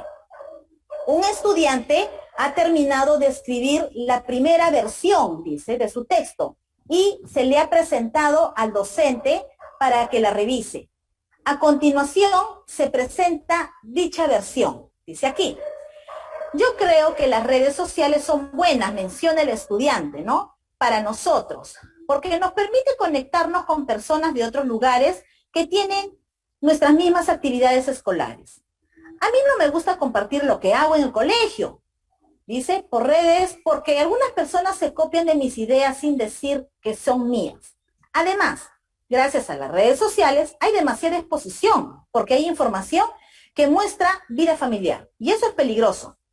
Como consecuencia, considero que las redes sociales tienen muchas más ventajas porque nos permiten estar conectados. El docente busca ofrecer al estudiante una retroalimentación para que mejore su texto. ¿Cuál de las siguientes acciones pedagógicas es más adecuada? Para ello, mostramos 3 retroalimentaciones. 3. ¿Cuál de las 3 es la más adecuada para brindar una buena retroalimentación y que el estudiante no mejore su texto? ¿Cuál de estas 3 acciones? A ver, ¿cuál de esas 3 acciones? Vamos a ver. Muy bien, ya están participando. Ya están participando todos. Ya están participando. Perfecto.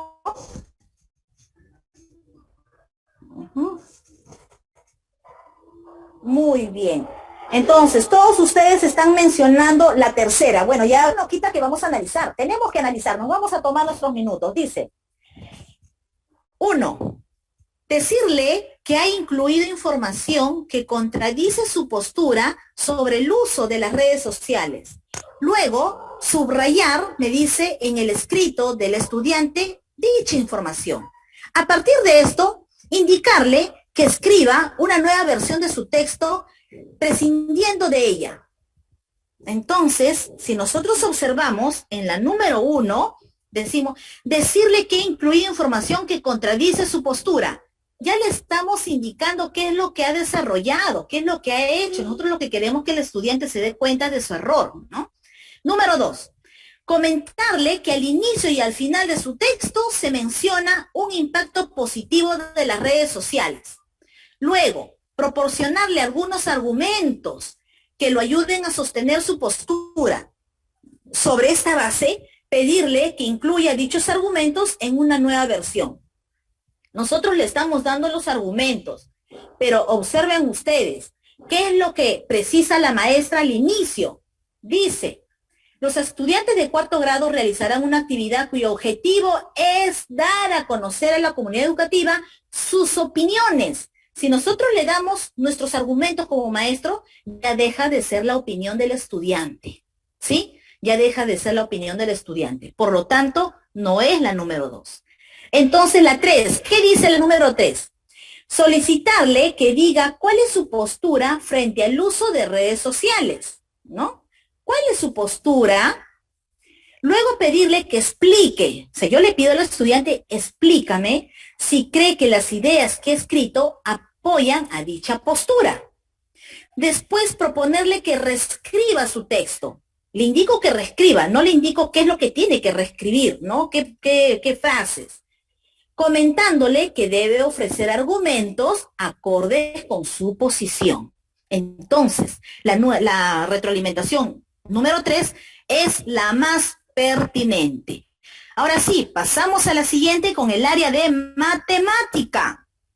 Observen ustedes, dice, un docente propone a sus estudiantes el problema que aparece a continuación.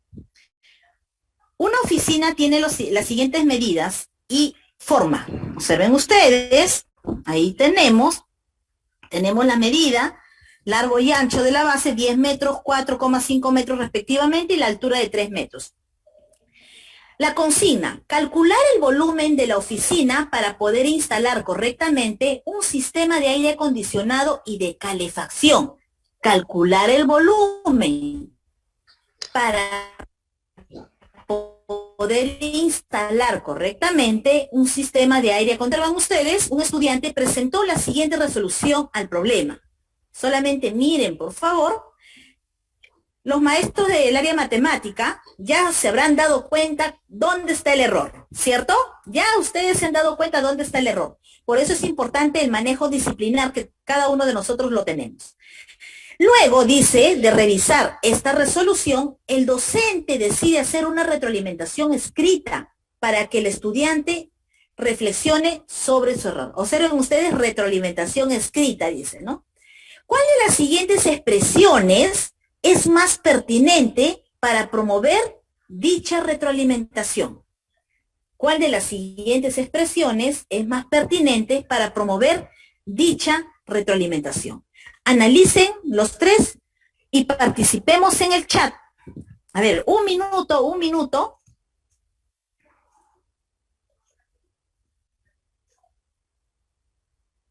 Todavía no pasamos a la siguiente diapositiva, nos vamos a quedar ahí hasta que nuestros maestros nos brinden sus respuestas, que ya lo están haciendo, muy bien.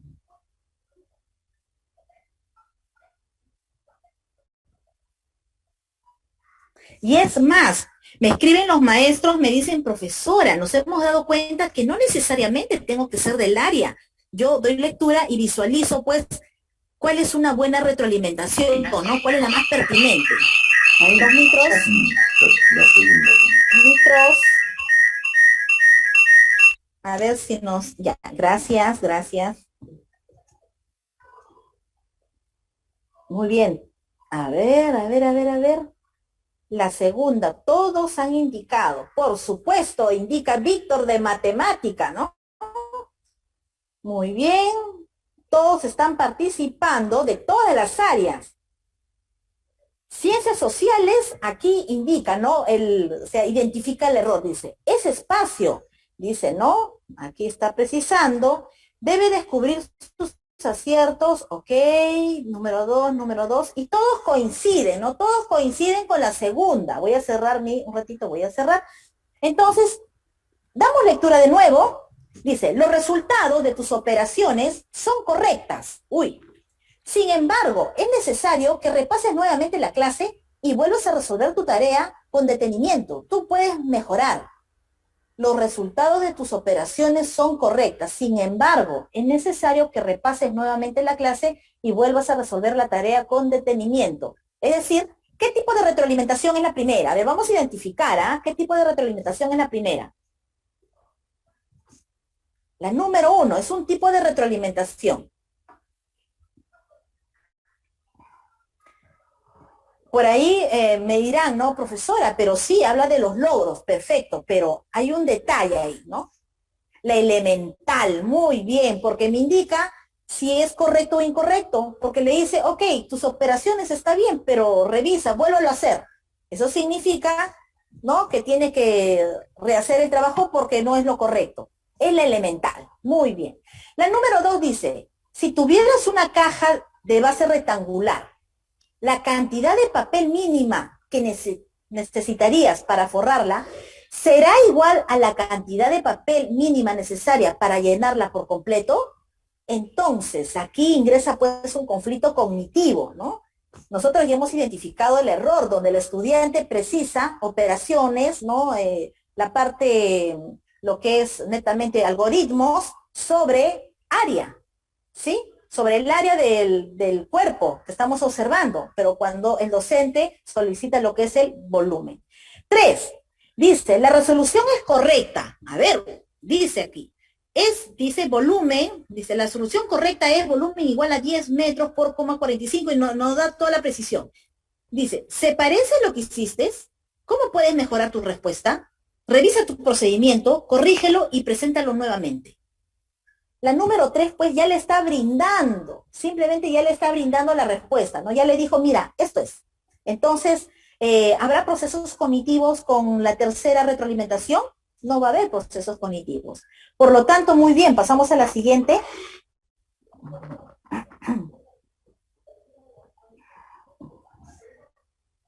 Hay una pregunta. A ver, pasamos a la siguiente. DPCC, ahí nos quedamos, ¿sí? Ahí nos quedamos, en la DPCC. Voy a dar lectura, aquí había escrito, dice, en la 1, ¿cómo puede decir tus operaciones están bien cuando están mal? A ver, nos indica Carlos. Aquí, con respecto, el proceso heurístico no es concordante con la resolución del problema. Por eso que después, casi al término, le indica y le precisa que lo tiene que volver a hacer, ya que ese proceso heurístico no es concordante con lo que solicitan, que es el volumen, en la número 1. Muy bien, vamos a ir cerrando y continuamos. Acerca de DPCC, ¿qué nos dicen en DPCC? Un docente tiene como propósito que los estudiantes describan una forma en la que los principios democráticos son vulnerados, ¿no? Ya nos está marcando el propósito. Uno de los estudiantes que eligió abordar el autoritarismo presentó como evidencia una de sus conclusiones. Y observen ustedes qué dice. Si bien el autoritarismo atenta con la democracia, es justificable que un gobierno sea autoritario, si es que ello ayuda a mejorar a la economía del país. Observen ustedes lo que precisa el estudiante sobre el autoritarismo. Pero analicen el propósito. Dice, tiene como propósito que los estudiantes describan una forma en la que los principios democráticos son vulnerados. ¿Cuál es la consigna? Dice, el docente desea retroalimentar al estudiante para que evalúe críticamente su creencia de que el autoritarismo es justificable. ¿Cuál de las siguientes alternativas presenta una retroalimentación más adecuada para lograr su propósito? Muy bien. Vamos a dar 1 minuto, 60 segundos para resolver o para indicar la respuesta correcta. 60 segundos. Ok, muy bien. Algunos me indican la número 3. En los dos casos que hemos presentado de comunicación y matemática, todos han coincidido, ¿eh? La respuesta correcta, todos. Pero ahora tenemos diferentes opiniones. Algunos me indican la número 1, algunos la número 2 y algunos la número 3. Vamos a ver cuál de ellas es. Todavía no pasamos a la siguiente diapositiva, todavía no la hacemos. Vamos a ver. Analicemos cada una de ellas. Dice, entiendo, la primera, vamos a ir analizándola, o empezamos de la última, empezamos de la 3. Dice, 3, concuerdo contigo, importante para el país. Sin embargo, tendrás que brindar razones para fundamentar esa afirmación. Hasta ahí puede ser. Pregunta, aquí está la clave. Pregunta. ¿Cuáles serían las consecuencias de darle esa importancia a la economía? ¿Qué acciones debe emprender un gobierno para mejorar la economía de su país? ¿Cómo podemos nosotros cumplir mejor con nuestro rol como agentes económicos? Acá hay un detalle, y es importante una retroalimentación, la identificación del error. tenemos que mirar cuál es el error en función al propósito. Observen, propósito, que los estudiantes describan una forma en que los principios democráticos son vulnerados. En eso un estudiante me habla acerca del autoritarismo. Tiene su opinión, ¿no? Si bien el autoritarismo atenta, dice, ¿no? Atenta con la democracia, es justificable, dice, que un gobierno sea autoritario, si es que ello ayuda a mejorar la economía. Entonces, identifiquemos cuál es el error si mi propósito es que los estudiantes describan una forma en que los principios democráticos son vulnerados. La docente desea retroalimentar para que evalúe críticamente su creencia de que el autoritarismo es justificable. El autoritarismo, más no la economía. En la número 3, la retroalimentación se centra en la economía. ¿Sí? Se centra en la economía. Número 2, dice, estás afirmando que una mejora, dice una mejora en la economía es condición previa para la democracia. Ahora bien, es necesario que expliques en qué fundamentas esa afirmación. ¿Qué condiciones económicas debe cumplir un país para dejar el autoritarismo e instaurar la democracia? ¿Por qué? ¿Cuáles pueden ser las consecuencias para la democracia si la economía del país no mejora? Puede ser la 2. Vamos a analizar la número 1, porque a mí me preguntan más, ¿no? Entiendo de que afirmas que con el fin de mejorar, ¿no?, la economía, es justificable emplear los medios de autoritarismo. Sin embargo, hace falta que analices el fundamento de esa afirmación. ¿Qué otras consecuencias crees que podría tener el autoritarismo en la vida de los ciudadanos? ¿Por qué, dice, consideras que son aceptables todas las consecuencias? Entonces, lo que la maestra está haciendo en la número 1, está profundizando, se está direccionando al error, es decir, va a abordar acerca del autoritarismo. Quizás el estudiante todavía no ha analizado, no se está centrando en las consecuencias que trae el autoritarismo y solamente se fundamenta en su creencia el aspecto de economía, pero es necesario al estudiante hacerles ver otros puntos, otras consecuencias que también hay, sin ir direccionando ni centrándome en la economía. En la número 1 se brinda, la pregunta es de mayor apertura, porque me indica qué otras consecuencias crees que podría tener el autoritarismo en la vida de los ciudadanos. Estoy jalando al propósito, principios democráticos que son vulnerados, ¿no? Entonces, la más pertinente es la número 1. Pasamos ahora sí, la más pertinente es la número 1. CIT, ciencia y tecnología. Empezamos con ciencia y tecnología. Dice, una docente tiene como propósito que los estudiantes presenten un reporte describiendo sobre el ritmo cardíaco y respiratorio, considerando factores antes y después, y asimismo el tiempo que ha destinado esta actividad. Observamos el reporte de indagación. Equipo las indagadoras, dice ahí. ¿Qué queremos indagar? ¿Qué sucede con el ritmo cardíaco y el ritmo respiratorio de una persona al caminar? No hay una actividad que precisa. ¿Qué sabemos? Cuando hacemos ejercicio necesitamos energía. Para obtener energía, nuestras células necesitan oxígeno y glucosa, que son transportados por el sistema circulatorio. Cuando el oxígeno reacciona con la glucosa en las células, se libera energía. ¿Cómo lo hicimos? Una de nosotras caminó y medimos su ritmo cardíaco y su ritmo respiratorio. Conclusiones. El ritmo cardíaco y el ritmo respiratorio aumenta después de caminar. Este aumento es debido al incremento de las necesidades de energía de los músculos. Ese es el reporte de indagación. Dice, en este reporte el docente nota logros y algunos errores en la descripción de la indagación. Por ello, luego de reconocer los logros, primero reconocemos los logros evidenciados por las estudiantes, va a retroalimentar el equipo sobre sus errores a través de comentarios escritos. Aquí tenemos la retroalimentación escrita. ¿Cuál de los siguientes comentarios corresponde a la retroalimentación más adecuada? dice, ¿no? Más adecuada para que el equipo de estudiantes realice sus propias correcciones. Pasamos a la siguiente. Pero siempre mirando el propósito, ¿no? Recuerden que el propósito era que ellos elaboren un reporte sobre el ritmo cardíaco y respiratorio, considerando factores antes y después y también el tiempo que ha determinado esta actividad. Reporte de indagación ahí, y tenemos 3 retroalimentaciones. ¿Cuál de las 3 es la más pertinente, la más adecuada? 60 segundos. Todos están enviando lo que nosotros pues pensamos que es, ¿no? Y en función a ello vamos a ir analizando la número 2, la número 3, me indican. Ok. Ahora sí, analizamos. Felicitaciones a todos los que están enviando su respuesta. Recuerden ustedes, vamos a enviar lo que yo pienso que es, profesor, y luego después de la explicación vamos a ir nosotros regulando, sí, la percepción de lo que es retroalimentar. Muy bien. Empezamos. ¿Qué dice aquí? La número uno dice, solo les faltó describir con mayor detalle su indagación. ¿Qué información adicional deben incluir en su reporte? La próxima vez lo harán mejor.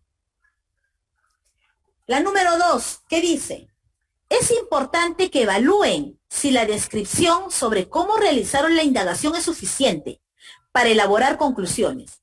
¿Qué condiciones tuvieron en cuenta para realizar la caminata y hacer las mediciones? ¿Cuáles fueron sus resultados? 3. Deben describir mejor en qué consistió el ejercicio. ¿Hicieron mediciones antes y después de la caminata? ¿Durante cuánto tiempo realizaron el ejercicio? ¿Por cuánto tiempo midieron el ritmo cardíaco y respiratorio? ¿Consideraron un tiempo de descanso entre una prueba y otra? ¿Realizaron repeticiones? Aquí tenemos la mirada de 3 retroalimentaciones. Observen ustedes, las 3. La primera dice, solo les faltó describir con mayor detalle. Ya les está diciendo que no está completo, ¿no? ¿Qué información adicional necesitan incluir? La próxima vez lo harán mejor. Elemental, ¿no? Y profesora, hay una pregunta, pero todavía es una pregunta elemental. La retroalimentación 1 es elemental. La retroalimentación 3, observen ustedes, en la retroalimentación 3 da la impresión que es la retroalimentación reflexiva, ¿no? Por descubrimiento. Pero si nosotros damos lectura a las preguntas, ya les está dando las preguntas direccionadas a lo que le falta en su reporte de indagación. Dice, ¿cuánto tiempo realizaron el ejercicio? Ah, nos falta tiempo, hay que colocar, ¿sí? ¿Hicieron mediciones antes y después? Sí, profesora, eso tenemos que colocar. Ya les está indicando, mediante preguntas, qué es lo que le falta agregar. Les está precisando. Luego, consideraron un tiempo, consideraron un tiempo de descanso entre una prueba y otra. Quizás consideraron, sí, profesora, entonces eso es lo que vamos a agregar. Está pauteando lo que le falta al reporte de indagación. ¿Realizaron repeticiones? No, profesora, entonces eso no agreguen. Pero sí, profesora, agregamos. Está pauteando. En la retroalimentación descriptiva. En la retroalimentación 2 dice, es importante que evalúen si la descripción sobre cómo realizaron la indagación es suficiente para elaborar conclusiones. Es decir, ustedes observan la conclusión, pero la descripción es suficiente para nosotros terminar con esa conclusión. ¿Qué condiciones? Aquí nos habla qué condiciones. Ah, en el propósito decía tener en cuenta los factores, ¿no? ¿Qué condiciones tuvieron en cuenta para realizar la caminata? Ah, profesora, sí, el inicio, quizás cuánto tiempo estuvo caminando, si tuvieron un descanso, si tuvieron repeticiones. O sea, no les menciona solamente qué condiciones, ¿no?, tuvieron en cuenta para realizar la caminata y hacer sus mediciones. ¿Cuáles fueron sus resultados? Si hubo resultados antes y después. Solamente es una pregunta abierta. Entonces, la retroalimentación número 2 es la más pertinente, es la retroalimentación más pertinente, sin desmerecer, ¿sí? Sin desmerecer a la retroalimentación número 3, que es descriptiva, porque ¿qué nos dice? Nosotros podemos partir, inclusive, podemos partir de la retroalimentación elemental, pero no debemos quedarnos ahí. desde la retroalimentación descriptiva para adelante, podemos ir avanzando. Ahora sí, les dejo con la doctora Silvia. La doctora Silvia va a hacer algo muy importante. Análisis de evidencia. Van a poner en práctica, ¿sí? Todo lo que hemos disertado. Muy bien. Doctora Silvia, le cedo. Sí. Vamos a continuar con el taller. A ver, puedo... cuando nosotros retroalimentamos, tenemos que considerar que de dos aspectos, la retroalimentación al estudiante y la retroalimentación al docente. Tenemos que autorregular el aprendizaje, esto ya lo hace el estudiante, comprender los modos de aprender, valorar sus logros y superar dificultades. Y nosotros, como docentes, adecuar sus procesos de enseñanza-aprendizaje y reflexionar y autorreflexionar sobre nuestra práctica pedagógica. En el caso de el estudiante va a contribuir a la construcción de su autonomía y en el caso de nosotros los docentes vamos a establecer políticas de mejora continua, ¿no? Considerar también los escenarios de comunicación cuando trabajamos con conectividad, sin conectividad, si lo vamos a desarrollar de forma oral o escrita, que es lo que hemos estado revisando en los ejemplos que se han mencionado, ¿no?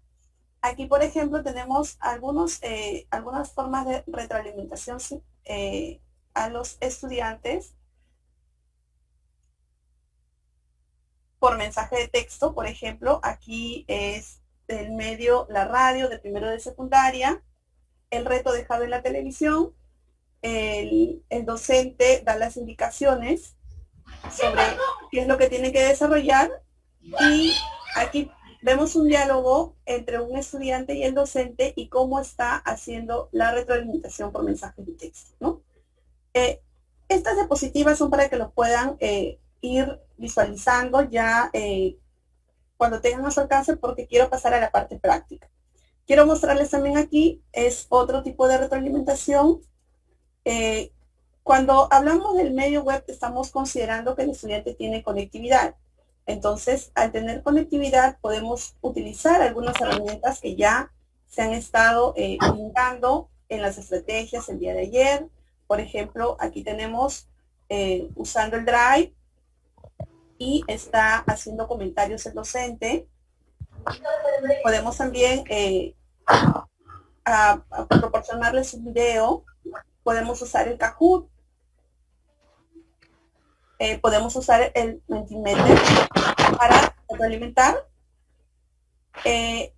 Cuando nosotros vamos a tener a nuestro alcance los materiales de Aprende en Casa, podemos revisar no solo los guiones que están en la plataforma, sino también los guiones de los audios, revisar siempre la competencia, el estándar, el propósito, encontrar coherencia y relación de las evidencias con las capacidades priorizadas de la competencia.